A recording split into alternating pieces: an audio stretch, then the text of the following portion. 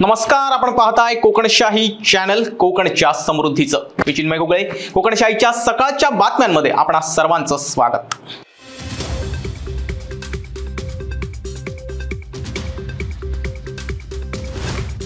मुंबई गोवा महामार्गावर पिंगोळी येथे झालेल्या स्विफ्ट कार आणि रिक्षा यांच्या अपघातात रिक्षा चालक गंभीर जखमी झालेत. हा अपघात बुधवारी दुपारी 3:30 वाजण्याच्या सुमारास घडला. जखमी रिक्षा चालक यांना सिंधुदुर्ग जिल्हा रुग्णालय ओरोस येथे दाखल करण्यात आले.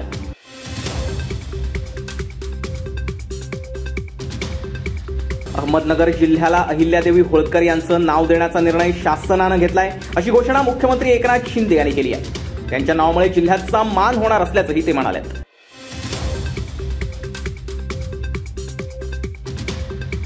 1 जून पासून व्यावसायिक एलपीजी सिलेंडरच्या दरात कपात करण्यात आली आहे. तब्बल 172 रुपयांची ही घट असून यामुळे व्यावसायिकांना दिलासा मिळालाय. मात्र घरगुती एलपीजीच्या दरात कोणताही बदल झाला नाहीये.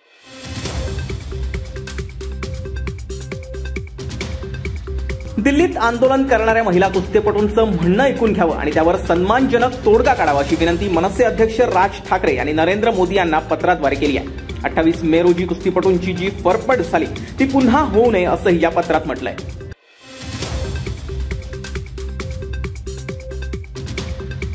अतिशय वेगवान आणि अत्याधुनिक सुविधांनी परिपूर्ण वातानुकूलित एक्सप्रेस अशी ख्याती असलेल्या तेजस एक्सप्रेस बद्दल प्रवाशांमध्ये नाराजीचे सूर उमटू लागलेत. मध्य आणि कोकण रेल्वेवर धावणाऱ्या मुंबई मडगाव तेजस एक्सप्रेसचे स्वयंचलित दरवाजे अर्धवट बंद होत आहेत. एलईडी स्क्रीन, वायफाय आणि यूएसबी सॉकेट आदी सुविधा बंदच आहेत. विशेष म्हणजे जेवणाचा दर्जाही घसरल्याची बाब समोर आली आहे. त्यामुळे एकेकाळी ब्रँड म्हणून धावणाऱ्या तेजस एक्सप्रेसचा अल्पावधीतच बोऱ्या वाजल्याची चर्चा आहे.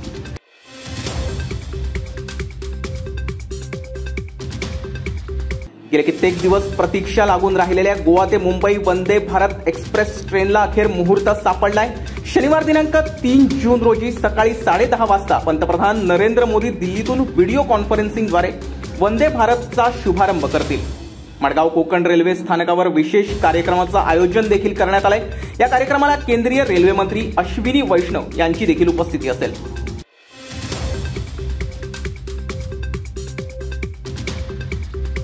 काही दिवसांपासून तिलारी खोऱ्यात ठाण मांडून बसलेल्या हत्तींचा कळप सोमवारी रात्री परमे गावात दाखल झाला. सुदैवानं हत्तींनी नासधूस केली नाही, परंतु हत्तींच्या आगमनामुळे ग्रामस्थ मात्र भीतीच्या छायेखाली वावरतायत.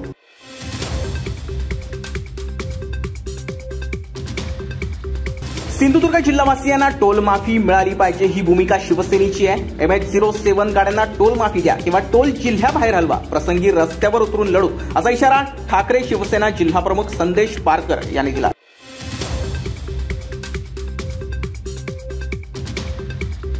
सिंधुदुर्ग पोलीस दलात मे 2023 मध्ये झालेल्या पोलीस भरतीमध्ये चक्क बोगस प्रकल्पग्रस्त आणि भूकंपग्रस्त असल्याचे दाखले सादर केल्याचं पडताळणीमधून निष्पन्न झालंय. याची पोलीस अधीक्षक सौरभ अग्रवाल यांनी गंभीर दखल घेतली आहे. फसवणूक प्रकरणी बीड जिल्ह्यातील भाऊसाहेब सातपुते आणि लातूर जिल्ह्यातील कृष्णा राजेंद्र राजमले या 2 उमेदवारांवर फौजदारी गुन्हा दाखल करण्यात आलाय.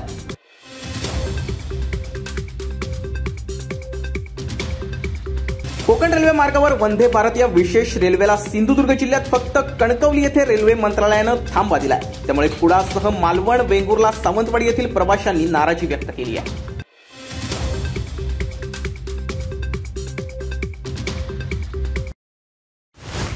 आणि याबरोबरच कोकणशाहीच्या सकाळच्या बातम्यांमध्ये इथेच थांबतोय. पण तुम्ही मात्र दिवसभरातील अपडेट्स आणि ताज्या घडामोडी जाणून घेण्यासाठी कोकणशाहीचं YouTube चॅनल आताच सबस्क्राईब करा. फेसबुक पेज लाईक करा आणि इंस्टाग्राम पेजला फॉलो करायला विसरू नका. धन्यवाद.